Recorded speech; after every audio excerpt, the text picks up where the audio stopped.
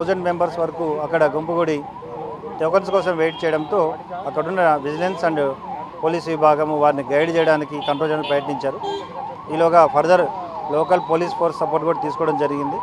ఇందులో భాగంగా కొంత భక్తుల్ని సముదాయించడం పంపడం జరుగుతుంది.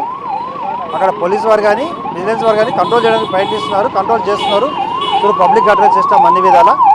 బట్ కొన్ని electronic and media social media వారు అక్కడ తొక్కిసలాట జరిగింది, అక్కడ లాఠీచార్జ్ జరిగింది అని కొన్ని వదంతులు వ్యాపింపజేశారు. అదంతా కూడా అబద్ధం.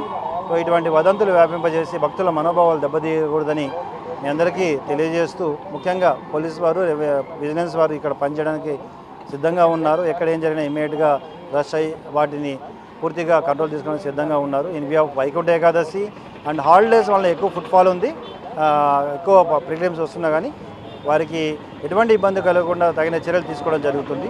మీడియా వారు సోషల్ మీడియా వారు సహకరించాలి.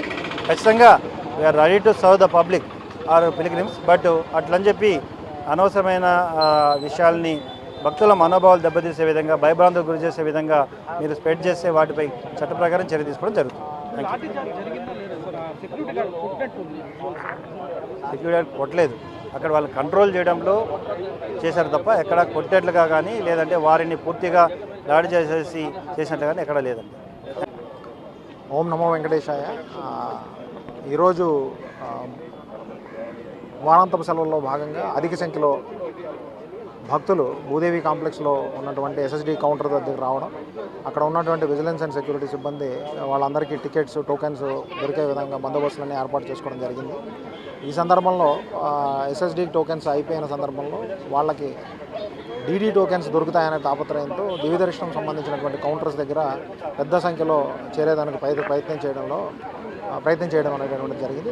అక్కడే ఉన్నటువంటి విజిలెన్స్ అండ్ సెక్యూరిటీ సిబ్బంది, పోలీస్ సిబ్బంది కూడా ఇమీడియట్లీ తక్షణమే స్పందించి దానికి సంబంధించినటువంటి ప్రాపర్ బందోబస్తు కానీ చర్యలు కానీ తీసుకోవడం, పబ్లిక్ అందరికీ కూడా పిల్గ్రిమ్స్ ఎవరైతే వచ్చినారో భక్తులందరికీ కూడా టికెట్ల యొక్క టోకెన్స్ యొక్క పరిస్థితిని వివరించి చెప్పడం జరిగింది. దానివలన పరిస్థితి అనేటువంటి దాన్ని నియంత్రించి ఏ రకమైనటువంటి ఇష్యూ లేకుండా చేయడం జరిగింది. దీనికి సంబంధించి కొన్ని